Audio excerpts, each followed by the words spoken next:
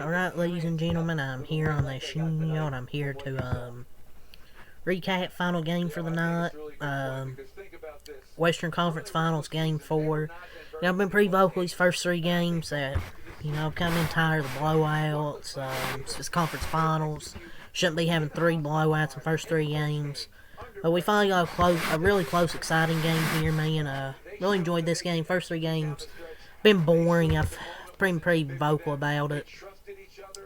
But this game was pretty exciting, man. Back and forth, close from start to finish, but ultimately, the Timberwolves, they almost did it, but almost only counts in, what's that saying? The kids say horseshoes and hand grenades.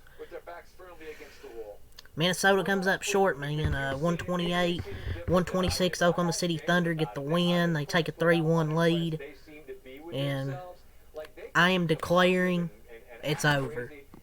5. Minnesota played as best as they could and still lost. Well, I shouldn't say that. They gave up way too many offensive rebounds. I know they had 19 of their own, but they gave up 19 themselves. 21 turnovers. I thought they played another great offensive game. I mean, OKC was leaving them open for threes, and they were nailing them. Alexander Walker, Devinchenko, nailing big time three-pointers. Jaden McDaniels. Naj Reid even had 11 points and hit a three. Continues on Wednesday night. I appreciate the time, Michael. Look forward to talking again. All right, thank you, Scott. Take care. But the guys, you need both these guys to play really well at the same time, like Game 3. Anthony Edwards and Julius Randle. That was really the key to this series. They had to have both those guys play well at the same time. First two games didn't happen. Game 3, it happened, and they got hot from 3. Everybody was hitting. But Game 4 tonight, somebody smell like shit. Somebody smell like shit. It's Julius Randle. 5 points. 5 points. 1 for 7.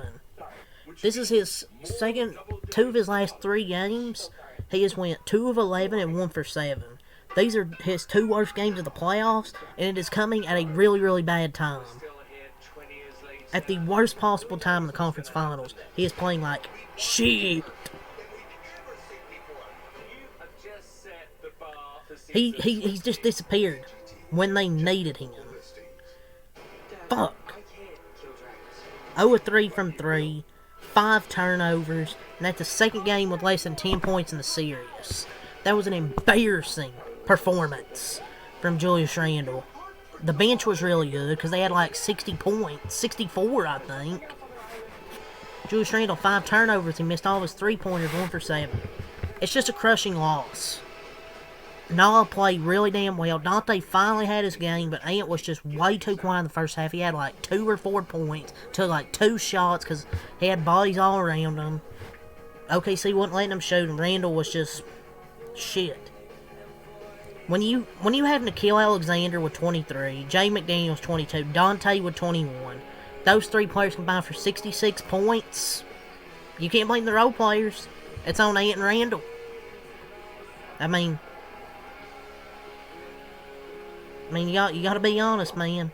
Can't just say it wasn't the role players that step up. I mean, they're playing at home where they shoot really well, and those guys showed up. I mean, it's on their 2 stars, man, that have been really good these playoffs. Oh, and speaking of smell like shit, Anthony Edwards, somebody else smell like shit. It's Anthony Edwards.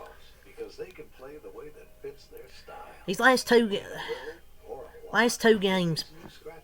the last 2 games, game 2 and 3, I thought he really showed up. Putting 32 points, and then 30 points with 9 rebounds and 6 assists. I just didn't see that aggressiveness from Anthony Edwards tonight. Like he's had a pretty good playoffs. There's games where he's been up and down, but I would say he's had a good playoffs for the most part. But there's 2 of these 4 games he's went 5 of 13. He's just not taking enough shots. Like I know OKC's gonna throw a lot of people at him, but only 13 shot attempts, man. And he was like 1 of 6 from the 3-point line. Really, really bad game from Anthony Edwards, man. And he didn't. They said he didn't struggle because he didn't take enough shots. I don't know, man. There's 2 halves to basketball, man. Does he know this? I mean, the dude is nowhere to be found in the first half. He was confused and lost whenever he got the ball. OKC's been playing the same defense on him all series, so he shouldn't be so shook in the first half. He also had 5 turnovers. Look, Anthony Edwards is a very, very good player, but people talk about this guy, face of the league. I expect more from Anthony Edwards. I know he's had 2 30-point games in this series, but when his team needed him the most, where was he at tonight? That was a stinker, man. They had to have it and got some big contributions from unexpected sources. And they lose. Love Anthony Edwards. He's absolutely someone I want to build around. Because very talented young player. Could be the face, maybe one of the faces of the league. When, you know, the older guys retire. But he disappears so much in these big games, man. I know Game 3 was a big game. But this is a game you had to win. You had to win both games at home to even stand a chance. And he disappeared. Is it time to squash the next face of the league conversations, at least for the foreseeable future? Because, I mean, I don't know what OKC did specifically to limit his shot attempts. But Gobert, he even had 13 points and 9 rebounds, and 5 for 8. He even almost had a double-double. So I don't know, man. But Gobert, I mean, he almost had a double-double, but it's not like he was like great. But hey, it's still 13 points. It's more than Julius Randle scored. Like I said, oh shit, what the fuck is happening? Nikhil Alexander, with 23 points, 9 of 15, 6 assists, 4 rebounds. He finally shoots well at home. Divinchenko, 21 points, 5 assists, 7 for 11. You got 13 combined threes from Divinchenko, Nah, and McDaniels, and you lose. Pendeo face. Naz Reid, 11 points, 6 rebounds, 3 for 4.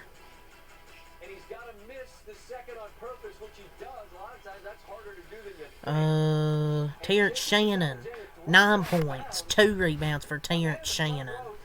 He finished the game with 9 points in just 8 minutes. 1 of 2 from 3. He hit all 4 of his free throws. He's got to be a legit rotation guy next year for this team. He played pretty good when he was out there. The Timberwolves simply need more shot creators who can apply rim pressure. That said, it may not be the offseason to overreact. You have 2 potentially great options you drafted in Rob Dillingham, Terrence Shannon, maybe. They better pray they develop, because if not, they're going to have to figure something out. The whole building's against you, chanting whatever they're chanting, because it's not Mike Conley's good. I mean, he's a good veteran, but he's really great. 6 points, 3 assists, 2 rebounds, 2 for 8. I mean, look, he's not that good at this point of his career because obviously he's older. They need to get a point guard. Anybody else want to talk about here? I think we went over all the stats. So Minnesota's now down 3-1. But this was a fantastic game, man. The fourth quarter especially, my lord. 41-38, I believe it was. each other for what it felt like half the game. But that fourth quarter was insane, man. 41-38 Minnesota. It was just a crazy back and forth fourth quarter. Once OKC went up 8, I'm like, oh shit. But Minnesota was able to put the pressure on it. But every time Minnesota made a big shot, OKC would come down and make a big shot, especially Jalen Williams. My God, man. Clutch shots from J-Dub. You know, I've kind of shit on him this series. You know, just these playoffs, he's been up and down. But he come up big tonight with 34 points. And hit a big shot. It felt like every time Minnesota tried to... was staying within striking distance of taking the lead or tying the game, he would hit a big shot. 13 of 24, 34 points from J-Dub. What a game tonight from him. Shai Gilgeous, 40 points, 10 assists, 9 rebounds, 13 for 30. But a near triple-double from Shai Gilgeous. A very hell of a game from Shai Gilgeous tonight. He was absolutely fantastic. With Shai Gilgeous, the NBA MVP. And he was great in the fourth quarter.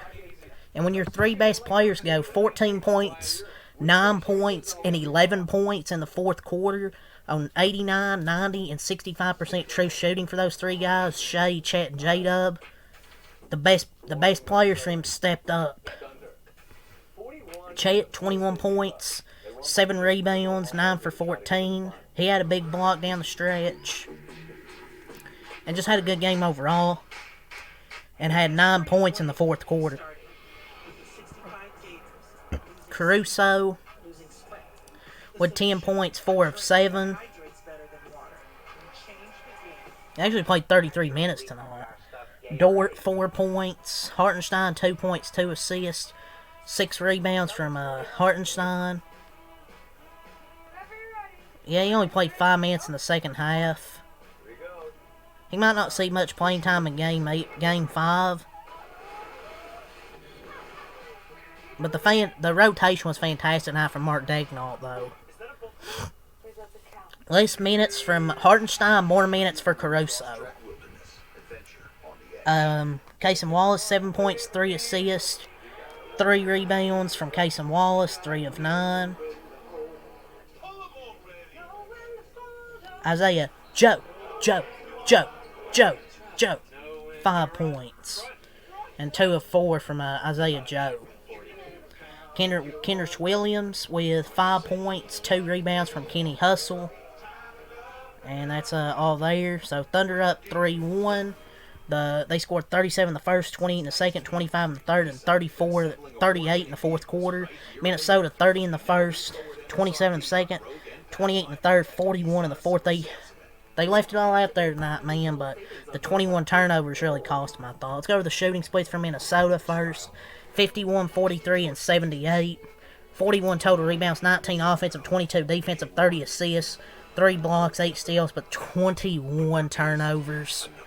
With how good they shot, they didn't turn the ball over. They still had a chance to win, but they wouldn't have any better chance to win if they don't turn the fucking ball over 21 times. 46 paint, 20 fouls. For OKC, 50, 43, and 76. Both teams shot the fucking lights out from the field, from 3. It was a exciting game. OKC did leave them open for way too many corner threes. 76 from the line, 36 total rebounds, 19 offensive. I know they both ended, I think, with 19 offensive rebounds, but Minnesota just gave up too many throughout this game. 17 defensive, 22 assists, 5 blocks, 14 steals, 14 turnovers, 42 points in the paint, 22 fouls. Both teams turned the ball over a lot, but Minnesota turned it over 7 more times. But yeah, Thunder take a 3-1 lead. Game 5 will be Monday at,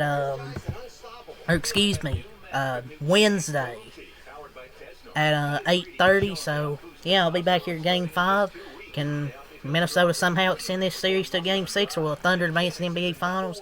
We'll see. But tomorrow's video schedule will be Indiana Pacers, New York Knicks, Dodgers Guardians, and the Tigers and Giants for the Game 2 of those 3 game series, and then a Game 4 for and a game 4 for Knicks Pacers. See who takes if the Pacers can take a 3-1 lead, or will the Knicks even it up going back home in game 5. We'll see, but should be an exciting game there. But yeah, that's really all I got to say. Till next time out. Peace.